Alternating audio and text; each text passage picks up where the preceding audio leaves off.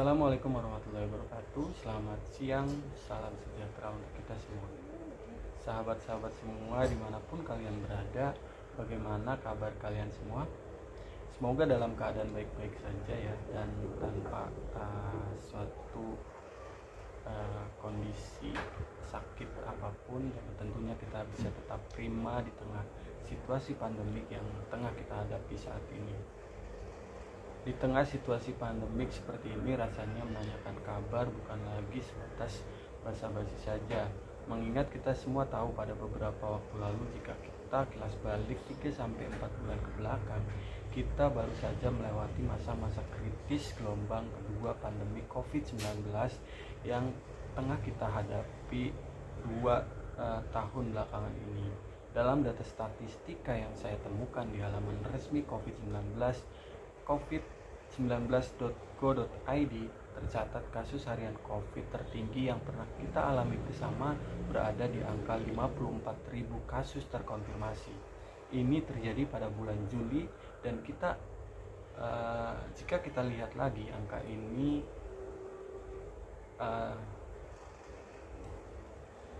lebih tinggi hingga 10 kali lipat dari angka tertinggi pandemik pada gelombang pertama tahun lalu.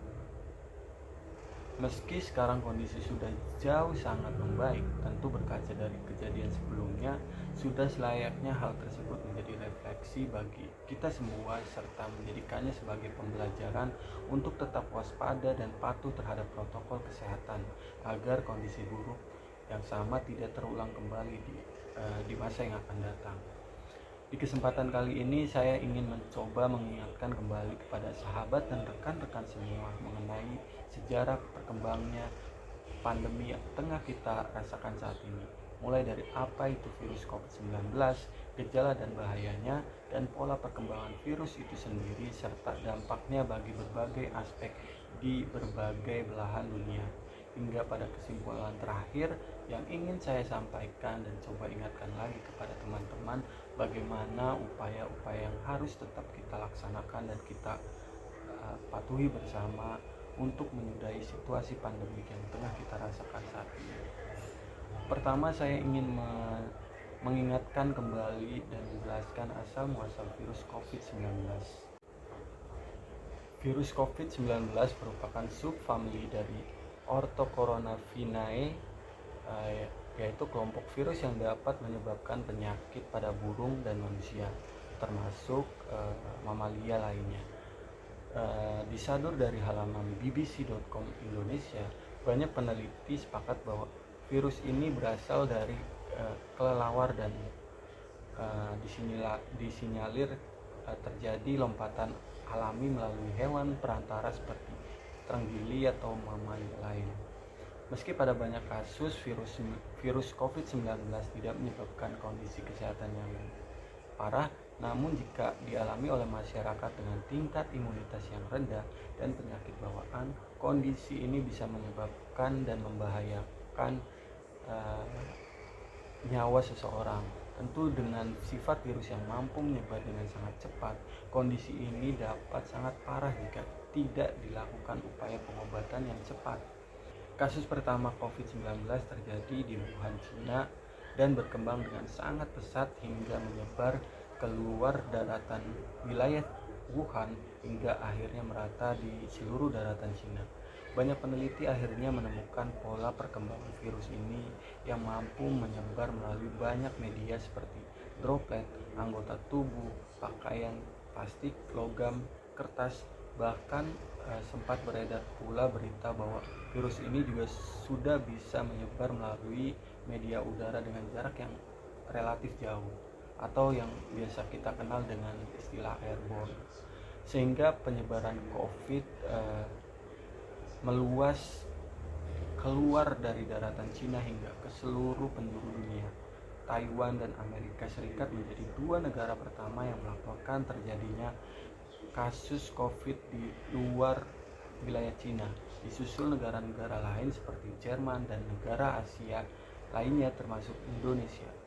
Meluasnya pandemi ke seluruh dunia mengakibatkan Lembaga Otoritas Kesehatan Dunia atau WHO memutuskan mengeluarkan status pandemik yang artinya penyebaran virus COVID-19 merupakan masalah serius yang harus diselesaikan bersama dengan cepat. COVID-19 telah menjadi pandemi yang mengerikan.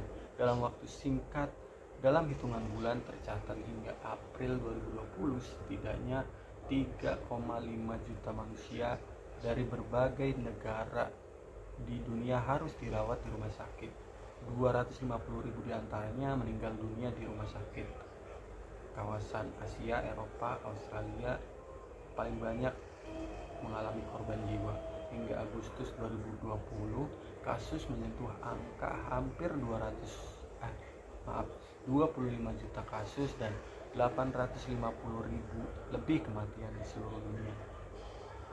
Pandemi juga berdampak luar biasa pada perekonomian dunia di negara-negara terdampak, termasuk Indonesia. Dalam 2 kuartal berturut-turut, pertumbuhan ekonomi nasional mengalami kontraksi hingga 5,3%, dan itu jumlah yang sangat besar bagi perekonomian negara yang tengah berkembang. Untuk mencegah, setidaknya menekan jalur penularan, Otoritas Kesehatan Dunia WHO mengeluarkan beberapa kebijakan. Salah satunya penerapan protokol kesehatan yang saat ini kita kenal dengan 3M, memakai masker, mencuci tangan, dan menjaga jarak.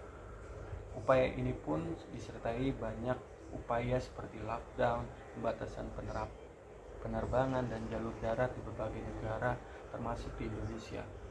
Di Indonesia sejumlah industri dipaksa harus berhenti beroperasi dan memberlakukan pembatasan wilayah hingga pembatasan sosial berskala besar yang kita kenal sebagai PSBB. Hal ini menuai pro kontra di negeri kita tercinta sendiri, karena sudah pasti aktivitas ekonomi masyarakat Indonesia mengalami keterhambatan yang luar biasa. Di sisi lain, hal ini juga perlu dilakukan untuk menekan laju pertumbuhan COVID-19. Dalam beberapa bulan ini, usaha pemerintah, warga masyarakat, kalangan medis, dan usaha kita semua akhirnya membuahkan hasil yang cukup signifikan. Penurunan laju perkembangan COVID-19 menunjukkan kabar positif untuk kita semua. Tentu kabar baik tersebut tidak terlepas dari komitmen kita bersama dalam mematuhi protokol kesehatan 3M, mencuci tangan, menjaga jarak, serta memakai masker. Sehingga di kesempatan yang baik ini saya ingin menghimbau rekan-rekan, sahabat-sahabat semua untuk selalu mematuhi protokol kesehatan serta mengikuti program vaksinasi yang sudah dicanangkan dan disediakan pemerintah. Hal itu semata-mata untuk kebaikan kita semua, sehingga kita bisa kembali pulih dari situasi ini. Tahun 2021 sudah akan berakhir. 2022 sebentar lagi menjemput kita dengan banyak tantangan.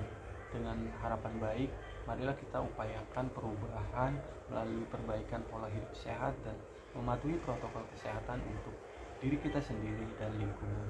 Assalamualaikum warahmatullahi wabarakatuh.